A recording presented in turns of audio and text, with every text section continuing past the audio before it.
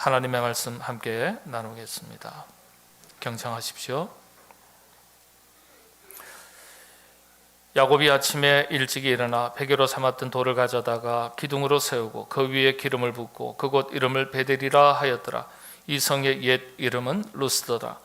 야곱이 서원하여 이르되 하나님이 나와 함께 계셔서 내가 가는 이 길에서 나를 지키시고 먹을 떡과 입을 옷을 주시며 내가 평안히 아버지 집으로 돌아가게 하시오면 여호와께서 나의 하나님이 되실 것이요 내가 기둥으로 세운 이 돌이 하나님의 집이 될 것이요 하나님께서 내게 주신 모든 것에서 10분의 1을 내가 반드시 하나님께 드리겠나이다 하였더라.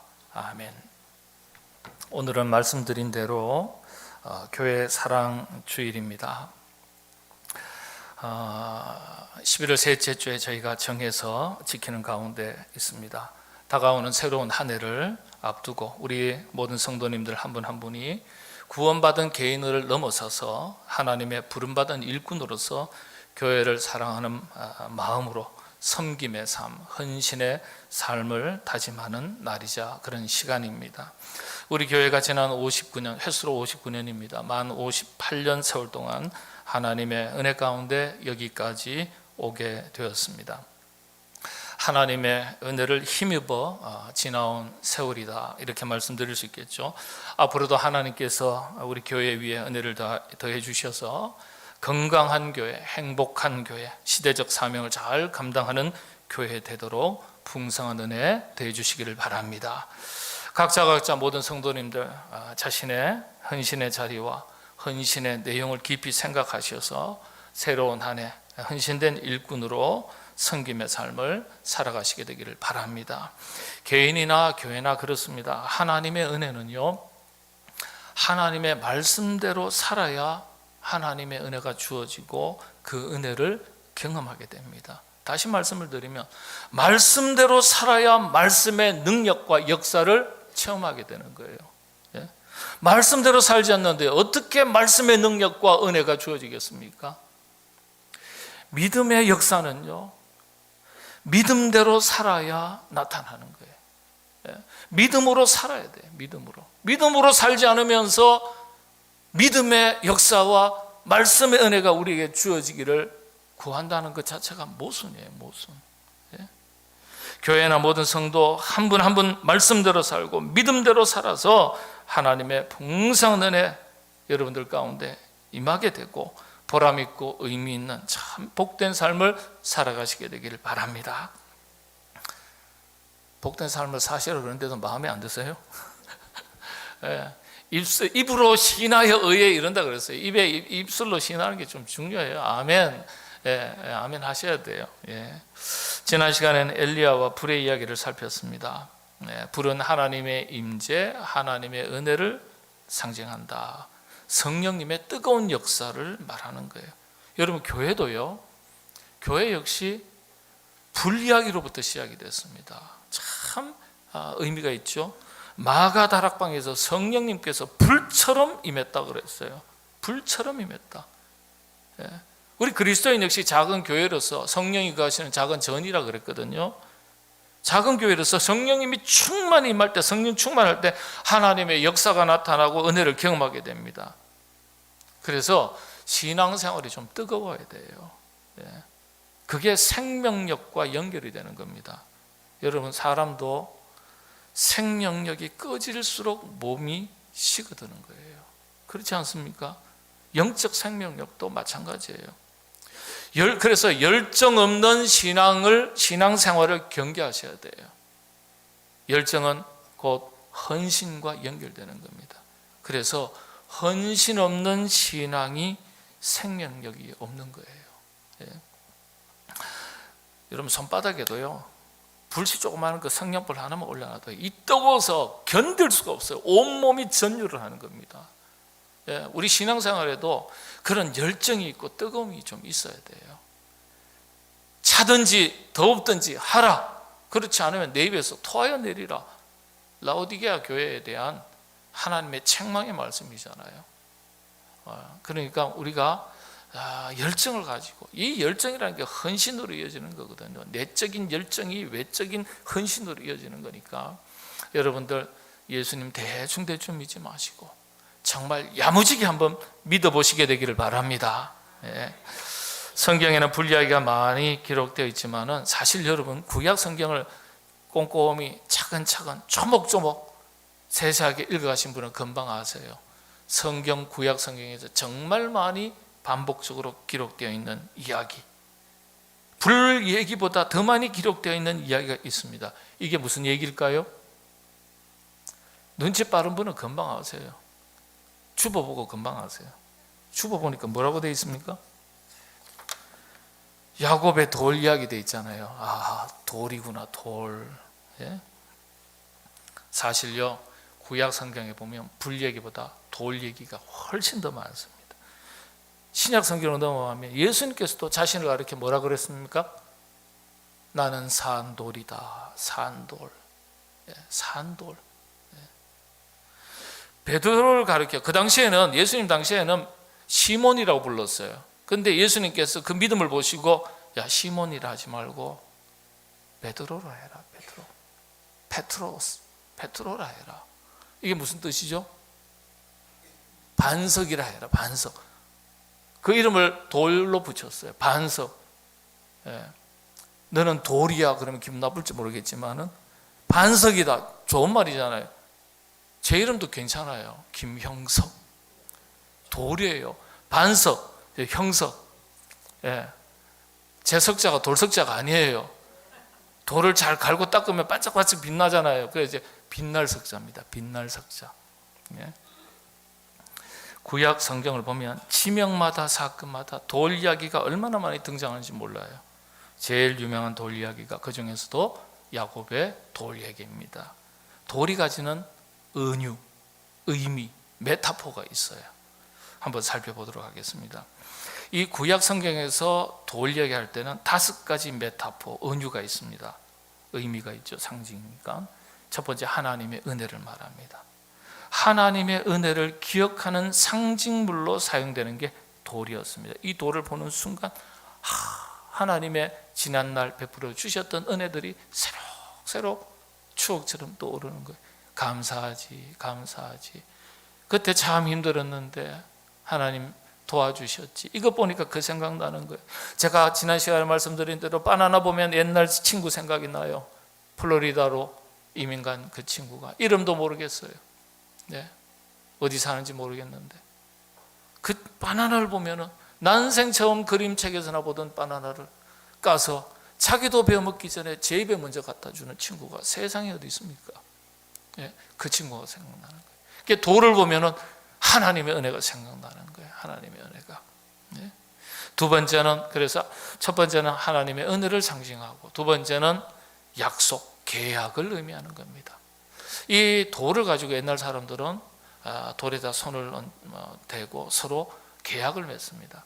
성경 말씀도 그냥 단순한 비즈니스 컨트랙이 아니고요, 계약 이런 뜻이 아니고요, 카버넌트라고 말합니다. 성경 자체를 카버넌트라고 그래요. 계약 문서. 왜 그러냐 하면은 하나님과 우리 사이에 계약을 맺었는데 어떤 계약이냐 하면은 우리가 하나님을 여호와 하나님이라고 인정하고 고백할 때 하나님은 우리를 자기 백성으로 삼아 주신다는 거예요. 이게 무슨 뜻이냐? 하나님께서 우리에게 복 주시겠다는 약속을 하셨다는 뜻이에요. 예, 약속을 하셨다는 거예요. 그러니까 하나님께서 일러주신 말씀을 우리가 지켜 바르게 행하면 복을 주시겠다. 복을 주시겠다. 반드시 너에게 복을 주고 복을 주리라 이렇게 하셨거든요. 그러니까 약속의 말씀을 붙들고 지키고 행하고 사는 것이 복받는 비결이에요. 자, 그래서 세 번째가 만남을 뜻합니다. 돌은 하나님과 우리가 만나는 접촉점이에요. 그걸 상징하는 거예요. 하나님의 임재를 상징합니다. 예. 그래서 항상 이 구약 성경에 보면 이 돌단을 쌓았다, 하나님 앞에서 돌단을 쌓았다라는 의미가 네 번째는 제사 드렸다, 예배 드렸다라는 뜻인데 그곳에서 하나님을 만났다는 뜻이에요. 그래서 하나님의 임재, 네 번째는 제사, 예배를 말하는 겁니다. 그리고 구약에서 돌단을 쌓는다는 것은 예배만을 이야기하는 게 아니에요. 더 깊은 의미가, 오늘에까지 이어지는 의미가 있습니다. 다섯 번째, 마지막이 교회를 상징합니다. 베델 그러면 엘베델 그러거든요. 베델이라는 게 뭡니까? 벳엘이거든요. 엘은 하나님을 뜻하는 거예요. 그러니까 하나님의 집, 베트는 집을 말하니까 베들레헴, 레헴은 떡이거든요. 베트는 뭐예요? 집이라고 하죠. 떡집이라는 뜻이에요. 떡집. 그러니까 베들레헴이나 벳엘이나 구약상의 히브리어고 언어가 달라진 헬라어지 원래 뜻은 같은 거예요. 베델, 그 다음에 베들레헴. 그러니까 하나님의 집이라는 뜻이에요. 이 돌이 하나님의 집인 거예요. 자, 그런데 유독 두 가지 의미가 더 강조됩니다. 야곱의 돌은. 그게 뭐냐면 첫 번째는 헌신이에요. 두 번째는 교회를 의미합니다. 야곱의 돌은 헌신과 그리고 교회를, 하나님의 집을 특별히 강조합니다. 한번 살펴보겠습니다. 18절에 보면, 18절의 내용을 보면 야곱이 아침에 일찍 일어나 베개로 삼았던 돌을 가져다가 기둥으로 세우고 베개로 삼았던 돌을 가져다가 기둥으로 세웠다. 베개가 어떤 겁니까? 육신의 편안한 단잠을 위해서 사용하던, 자기의 유익과 만족과 행복을 위해서 사용하던 도구라는 뜻이에요. 그런데 그 작은 돌을 가지고 하나님께 예배드리는 돌단을, 기둥을 쌓는데 사용합니다. 여러분 생각해 보세요. 돌단을 쌓는다면, 이왕이면 하나님을 위한 제사 드리고 돌단을 쌓는다면 그에 걸맞는 좀 더 크고 모양이 있는 좋은 돌이 제격 아니겠습니까? 그런 돌을 가져다가 돌단을 쌓아야 되죠. 자기 베개에 사용하던 이 돌단을 가지고 그걸 쌓는다고 그 얼마나 사용되겠어요? 그런데 성경은 분명히 베갯돌을 가지고 사용했다 이렇게 기록해요. 이게 무슨 의미일까요? 아주 깊은 의미가 담겨져 있는 겁니다. 성 어거스틴, 초대교회 교부 성 어거스틴은 이 돌에 대해서 해석하기를, 야곱이 자기 자신의 마음을 돌에서 하나님께로 옮겨 놓는 영적 변화의 모습이다, 이렇게 설명을 했어요. 말씀드린 대로 베갯돌은 자신의 유익과 만족, 육신의 삶을 위한 베갯돌이에요. 이걸 어디에다가 썼다고요? 옮겨서 여호와 하나님을 위한 예배 처소, 제단, 제사를 드릴 돌단으로 사용했다는 거예요. 그러니까 근데 이 돌을 이제는 하나님의 영광을 위한 성전의 돌단을 쌓는 것으로 사용하는 겁니다. 당시의 돌은요, 여러분 그렇구나 할 정도가 아니에요. 돌은 집을 짓는 재료로서 인간에게 참 중요합니다. 그래서 사람들은 돌에 큰 관심을 두고서 살았습니다. 돌에 대해서 얼마나 관심이, 옛날에는 관심이 많은지 몰라요.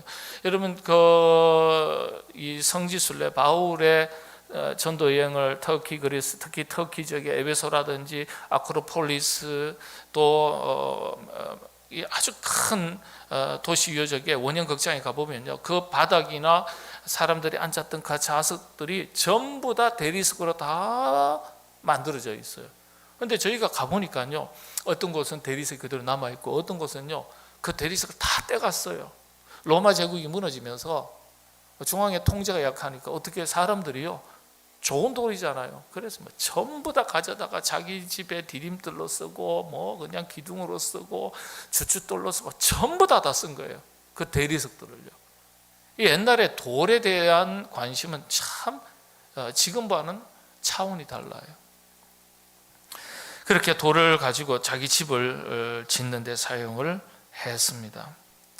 그래서 이 베갯돌을 가지고 하나님의 돌단을, 하나님을 향한 돌단을 쌓았다라는 이 의미는, 내용은요, 이제는 지금까지는 세상에 마음을 두고 살았는데 지금부터는 하나님께 마음을 두고 살아가겠다 결단하는 모습이라고 교회 전통은 지금까지 그렇게 해석하고 받아들이고 있습니다. 비록 작은 돌이라 할지라도 자신의 유익을 위해서 사용하던 것을 하나님의 유익, 하나님의 영광을 위해서 비록 작은 것이지만은 자기의 것을 드린 거예요. 드린 것을 가지고 하나님은 귀하게 사용하신 거예요. 어거스틴은 그래서 돌을 드린 것이 아니라 자신의 마음을 드린 것이다 그랬습니다. 마음만이 아니죠. 곧 헌신을 의미하는 겁니다. 헌신. 여러분, 사람은요 마음 둔 곳을 따라서 살아갑니다. 마음을 어느 곳에 두게 되면, 그것이 사람이든지 일이든지 장소든지 마음을 두게 되면 마음 둔 곳을 쳐다보고서 따라가면서 살아갑니다. 자신의 전 인생이 따라갑니다.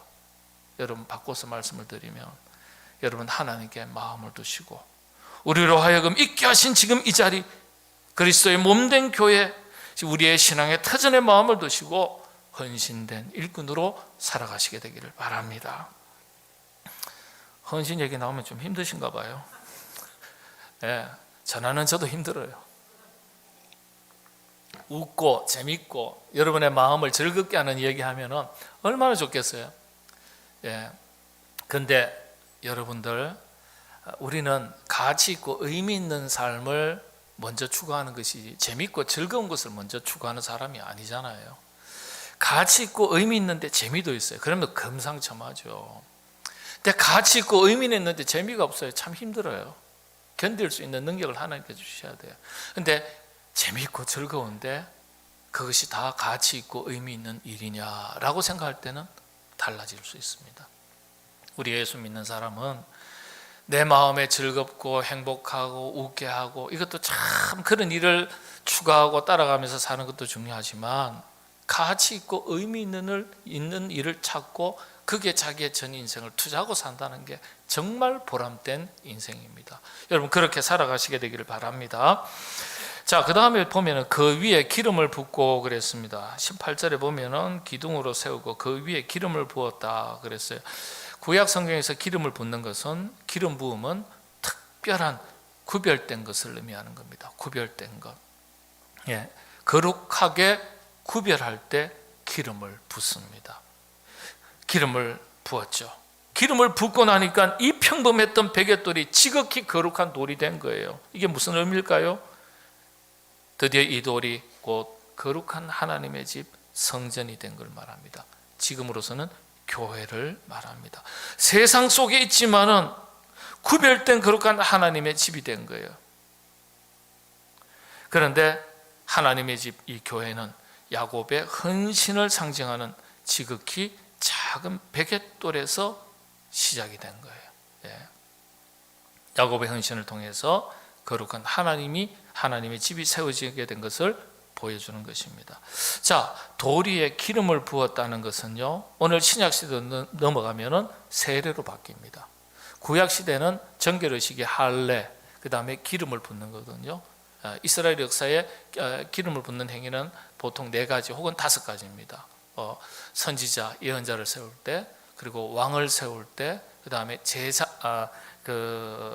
장례식에 시신의 기름을 뿌리고요. 그다음 5번째를 이야기할 때는 가장 귀한 손님이 왔을 때 향유 기름을 붓습니다. 그리고 이스라엘 전통에는 5가지 경우에 기름을 붓거든요. 근데 이 기름이 정결의식입니다. 그런데 또 다른 정결의식이 하나님께서 직접 명하신 할례. 근데 이게 신약으로 넘어가면서 세례로 바뀌는 겁니다. 세례로 바뀌면서 동시에 기름 붓는 행위가 뭘로 바뀌는 줄 아세요? 안수로 바뀝니다. 안수로. 우리가 기름을 쓰자면 어디에서 기름을 구하겠어요? 엑스트라 버진 올리브유 맨날 찾아야 되겠어요? 그러니까 안수로 바뀌는 겁니다. 시대가 달라졌기 때문에. 자, 그래서 구약 전통에 따르면 이 기름을 부을 때는 예언자, 선지자, 왕을 세울 때잖아요. 그러니까 일꾼을 세우는 거예요. 구별해서 세운 거예요. 구별해서 세운 직분자를 상징하는 겁니다. 오늘날의 의미에서는 재직에 해당되는 거예요. 특별히 항존 재직을 가르쳐 우리가 뭐라고 표현합니까? 기름 부어 세운 일꾼이라고 말하잖아요. 예? 항존 재직, 장로님, 권사님, 집사님, 안수 집사님. 서리 집사님은 안수해서 세우지는 않습니다. 안수 장로님, 안수 권사님, 안수 집사님, 목회자도 안수할 때 목사 임직이 되는 겁니다. 네, 기름 붓는 거예요. 그러니까 여러분들, 이 항존 재직을 가볍게 여기서는 안 돼요. 구약의 전통에 따라 수천 년의 역사 속에서 하나님께서 부르시고 세우시고 거룩하게 구별되어 세우신 일꾼이 항존 재직이에요. 이런 헌신된 일꾼들을 통해서 그 돌 하나에 기름을 부어서 거룩한 돌이 되고 이 거룩한 돌을 통해서 교회가 세워지도록 했다는 거예요. 항존 재직들은요, 그래서 이 점을 기억하셔야 돼요. 교회를 세우기 위해서 항존 재직을 세우는 겁니다. 항존 재직을 그냥 세워지는 게 아니에요. 얼마나 귀한지 몰라요. 그런 의식을 가지고 신앙생활을 하시되, 특별히 우리 모든 항존 재직들은 그런 의식을 가지고 직분을 감당하시고 헌신의 삶을 살아가시고 우리 모든 성도들에게나 세상에 나가서 불신자들에게도 본이 되는 삶을 살아가시게 되기를 바랍니다. 22절의 말씀을 한번 보겠습니다. 22절의 말씀을 보면 내가 기둥으로 세운 이 돌이 하나님의 집이 될 것이요 베델이 될 것이요 하나님께서 내게 주신 모든 것에서 10분의 1을 내가 반드시 하나님께 드리겠나이다. 이게 생뚱맞게 이게 왜 갑자기 집 얘기 나오다가 11조 얘기가 나오죠? 이게 뭘 뜻하는 거죠? 돌을 하나님 앞에 드렸지만 자기의 베갯돌을 드렸는데 베갯돌만을 드리는 게 아니라 뭘 드리겠다는 거예요? 11조를 드리겠다고 딱 얘기하는 거예요. 11조. 헌신의 중심이고 헌신의 마침표입니다. 자신의 전부를 드리면서 헌신하는 장면이에요. 헌신에 대한 믿음의 결단과 신앙 고백이 구체적인 행동으로 나타나는 것을 보여준다고 성서 주석가들이 해석합니다. 믿음의 결단을 행동으로 옮긴 마침표입니다. 이 이야기가 바로 하나님의 성전 베델이 세워진 내력이에요. 11조 얘기하면 교회에서는 드디어 물질 이야기구나. 불편합니다. 힘들어요. 제 얘기가 아니에요. 성경에 기록된 말씀, 하나님의 말씀이니까 여러분, 하나님의 말씀이 우리의 심령 가운데 부딪힐 때는 기쁨과 감사로 은혜로 부딪히는 하나님의 말씀도 있지만은 우리의 중심에 부딪힐 때는 아프고 찔리고 고통스럽게 부딪히는 말씀도 있다는 사실을 기억하십시오. 불편하게 들릴 수 있어요. 내게 좋게 들리는 소리만 들을 수 있는 게 아니에요. 하나님의 말씀은 내게 들릴 때 아픔과 찌름으로 고통스럽게 들리는 하나님 말씀, 그렇게 부딪히는 하나님 말씀도 있다는 거예요. 11조 얘기하면 그냥 갑자기 바닷덩어리도 막 쏟아버리고 그런 것 같아요. 그런데 말라기를 한번 보십시오. 말라기를 보면 그렇지 않아요. 하나님께서 내가 복을 주는지 안 주는지 한번 봐라. 흔들어 밟아 눌러 넘치도록 내가 주시겠다. 그건 뭘 말하는 거예요? 단순히 물질에 대한 것만이 아니에요. 돈에 대한 게 아니에요. 우리의 중심에 누구를 주인으로 삼고 있느냐, 이것에 대한 문제예요. 여러분들 한번 솔직하게 생각해 보세요. 예수님 믿으면서도 우리의 중심에 물질이 우상처럼 견고하게 자리 잡고 있는 사람들 의외로 너무 많습니다. 너무 많아요. 다른 얘기하다가 온 마음과 뜻과 정성을 다하여 목숨을 다하여 주 너희 하나님을 사랑하라 하셨지만 그때는 아멘이에요. 물질 얘기 나오면 그때부터는 잘못 들었네 생각해요. 불편하게 생각해요. 11조에 대해서 하나님께서 뭐라고 하셨어요? 우리 11조에 대해서 당신의 것이라고 얘기했어요. 온전한 11조를 드리지 못할 때 내 것을 도둑질하는 것이라고 가르쳐주셨어요. 그건 제 얘기 아닙니다. 하나님의 얘기예요. 살아계신 하나님의 말씀이니까 두려운 말씀으로 들으셔야 돼요. 내 것이다 그랬어요. 여러분, 우리가 하나님의 것을 가지고 계실 때 하나님은 뭐라고 그러시는데, 말라기 가셔가지고 읽어보세요. 나는 내 것을 찾는다 그랬어요. 내 것을 찾겠다 그랬어요. 무서운 말씀이에요. 내가 조금 이렇게 빼돌렸는데 하나님은 아시고 어떻게 해요? 내 것을 찾겠다 그러셨어요. 여러분들 아낀다고 막 아끼는데 저것도 하는데요, 하나님께서 손 한번 탁 대시면요, 구멍 뚫리면요, 그 길로 아끼던 것이 줄줄 다 새흘러 나가버려요. 내 것을 내가 지킬 수 있는 게 아니에요. 하나님께서 지켜주셔야 내 것을 지킬 수 있는 거예요. 우리가 믿는 하나님은 살아계신 하나님이잖아요. 물론 신앙의 높낮이에 따라서 아직까지도 믿음의 확신, 구원의 확신이 없는 분들은 세월이 지나가면서 그런 믿음이 다져지니까 말씀을 있는 대로 받으실 수 있고요. 그런 믿음의 깊이가 없는 분들은 불편하게 들릴 수도 있는 거예요. 제가 말씀드리는 것은 그런 믿음이 준비되지도 않았는데 여러분 이런 말씀을 드리면 얼마나 힘드시겠어요. 그런데 신앙생활 10년, 20년, 30년 했는데도 여전히 살아계신 하나님을 믿는다고 말하면서도 하나님께서 나는 내 것을 찾느니라 그랬어요. 그런데도 그 말씀에 대해서 심각하게 생각하지 않아요. 왜 제가 이렇게 격하게 말씀드린 줄 아세요? 항존 재직들도 11조 안 하는 분들이 줄줄줄 많아요. 국민일보에 공식적으로 조사한 내용이 35%에서 36%입니다. 인터넷 가서 뒤져보십시오. 저는 신문을 직접 읽었습니다. 벌써 수년 전에. 일반 믿음에 높낮이가 있어서 안 하시는 분들도 교회 나오셔야 돼요. 이 말 듣고 너무 힘들어하지 마세요. 2층에 계신 분들, 젊은 분들. 안 하시고 나오셔도 괜찮아요. 술, 담배 술술 하시면서 술술도 하시면서 나오세요. 담배도 피시면서 나오세요. 그러나 믿음의 자리가 제대로 잡히면 그때는 끊게 돼요. 술, 담배가 문제가 되는 건 아니잖아요. 구원의 문제와는 연관이 없어요. 그러나 거룩한 삶을 살기 위해서는 필요할 때가 있어요. 구태여 백해무익하다는 담배 연기를 집어넣었다 꺼냈다 할 필요가 없잖아요. 왜냐? 우리 몸을 하나님께서는 거룩한 성전으로 만드셨는데 거기에다가 집어넣었다 꺼냈다 꿀떡으로 만들 이유가 없어요. 우리 몸을 부어라 마셔라 고주망태 우리 몸을 거룩한 성전이라고 했는데 술독으로 만들 이유가 없는 거예요. 그건 알아서 하세요. 여러분들이 사랑하면 사랑하는 대상에게 우리의 삶을 맞추기 시작하는 거예요. 제가 드리고 싶은 말씀은 이런 말씀입니다. 할 수 있어요. 안 할 수도 있어요. 그러나 내가 사랑하는 사람이 이걸 하기를 원한다면 그거 하는 거예요. 그렇지 않아요? 그렇지 않나? 각자 사시나? 예? 그런 거예요. 나는 그냥 항존재직은요, 아니면 항존재직 내놓으세요. 그렇게 못 사시겠거든. 나중에 준비되거나 항존재직 하세요. 그게 정직한 겁니다. 부담감을 가지고 사세요. 그렇다고 또 사무실로 연락해서 목사님 제가 내놓겠습니다. 이러면 또 골치 아파요. 예? 우리가 그렇게 살아가려고 노력해보자는 거예요. 노력해보자. 온전하거나 완전하지는 않지만 노력조차도 안 하면 그게 예수 믿는 사람이냔 말이에요.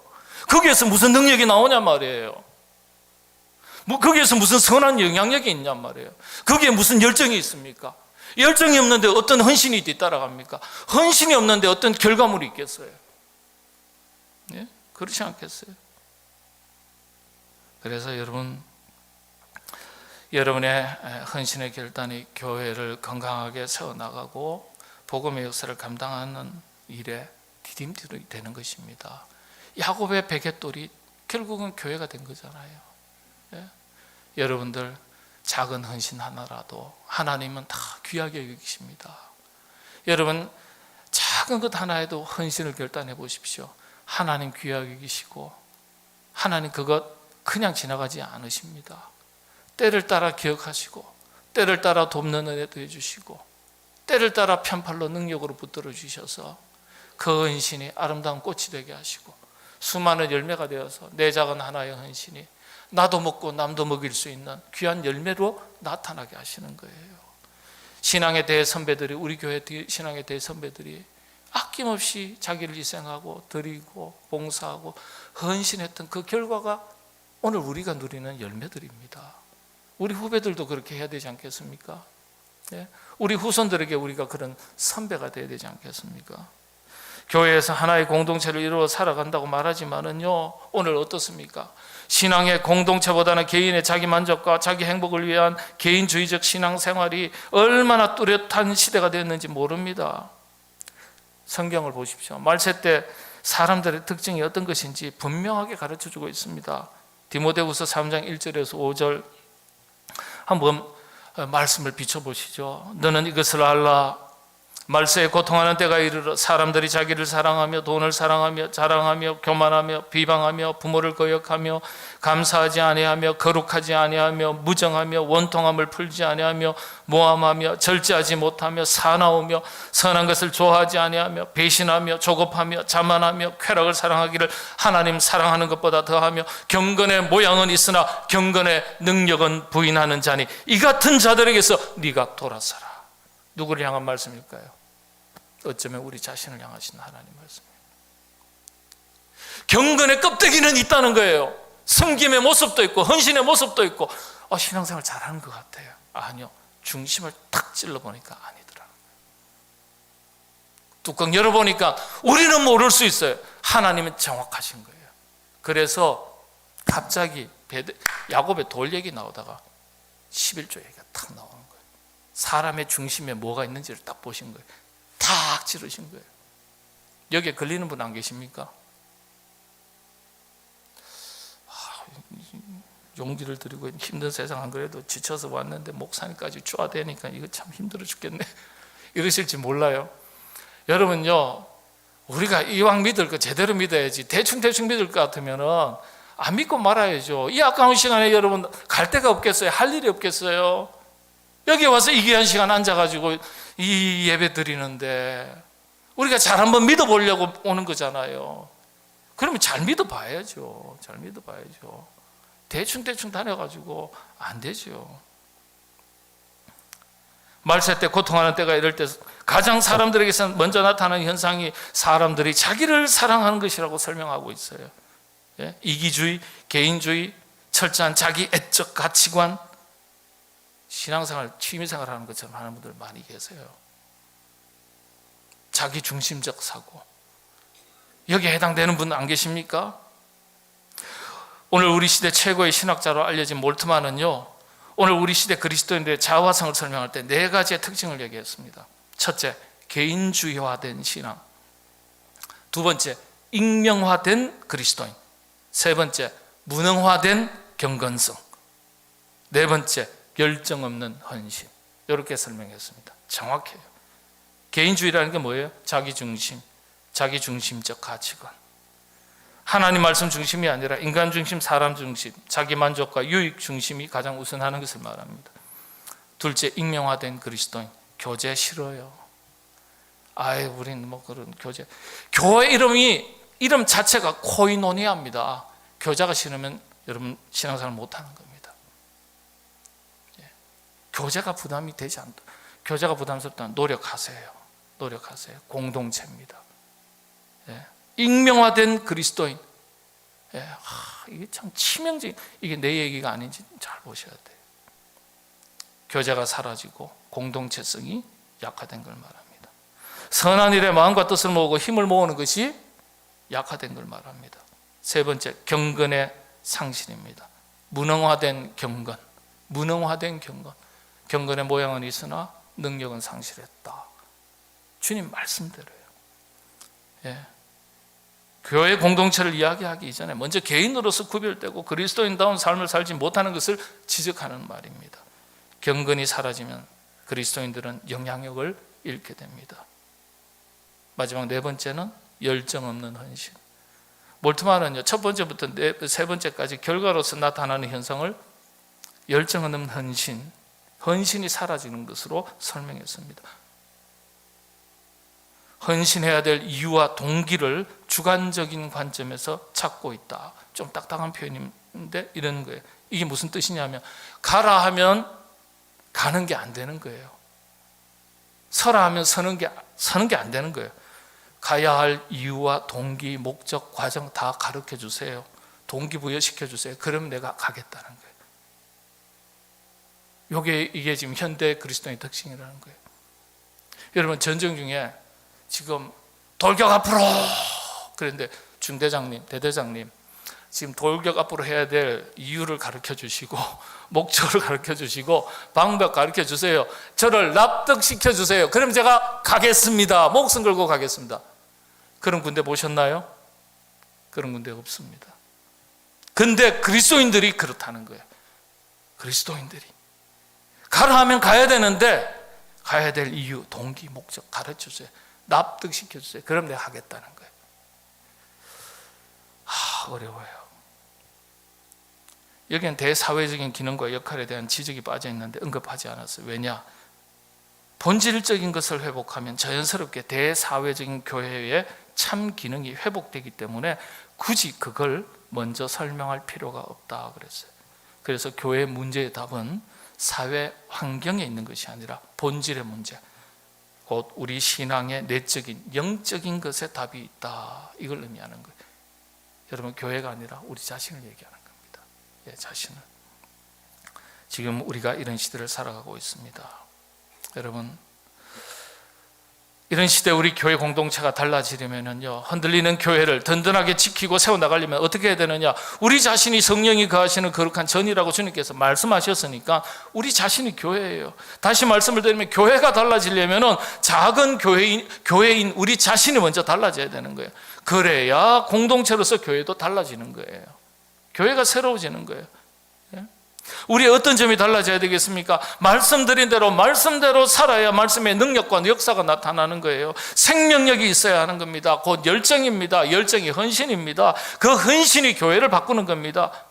그래서 말씀이 내게서 멀어지고 열정이 식고 헌신이 사라지면 그리스도인은, 교회는 힘을 잃게 되는 겁니다. 한국 교회가 왜 그렇습니까? 이게 없어서 그런 거죠. 목사도 그렇고요, 평신도도 그렇고 다 같이 반성해야 되죠. 신앙생활이 그렇습니다. 마음 둘 것이 분명해야 돼요. 헌신의 자리와 내용이 분명하셔야 됩니다. 하나님께 마음을 두고 사는 사람은 왔다 갔다 하지 않습니다. 사람을 보니까 흔들립니다. 환경을 보니까 흔들립니다. 상황을 보니까 흔들립니다. 갈등이 생깁니다. 그런데 하나님께 마음을 둔 사람은 환경도 사람도 영향을 주지 못합니다. 세상 사람들은 자기가 좋아하는 곳, 사랑하는 곳에 마음을 두고 살아가지만 예수님 믿는 사람은 조금 다른 인생을 살아가야 되지 않겠습니까? 사람은 사랑하는 것에 마음을 두고 삽니다. 내가 좋아하는 교회, 내가 다니고 싶은 교회, 내가 사랑하는 교회, 그렇게 찾고 다니지만은 하나님께서, 정말 진짜는요, 하나님께서 나로 하여금 있게 하신 이 교회에 우리 자신이 마음을 두고 사랑하고 헌신하고 사는 것이 진짜입니다. 저와 여러분, 우리 모두 그런 마음으로 하나님을 사랑하고 우리 교회를 사랑하고 헌신된 일꾼으로 살아가시게 되기를 바랍니다. 기도하겠습니다. 야곱의 돌 이야기가 우리 자신의 이야기가 되기를 원합니다. 경건의 모양은 있으나 경건의 능력은 상실한, 어쩌면 껍데기처럼 살아가는 우리 자신이 아닌지요. 주여, 주님 앞에 마지막 날 섰을 때 착하고 충성된 종이라 일컬음을 받는 우리 모두가 되게 하여 주옵소서. 악하고 무익하고 게으른 종이라 책망받는 일이 없도록 도와주옵소서. 우리 모두 하나님의 기쁘심을 입는, 자기 십자가를 지고 주님을 따를 수 있는 헌신된 일꾼으로 살아가게 하여 주옵소서. 예수님의 이름으로 기도하옵나이다. 아멘.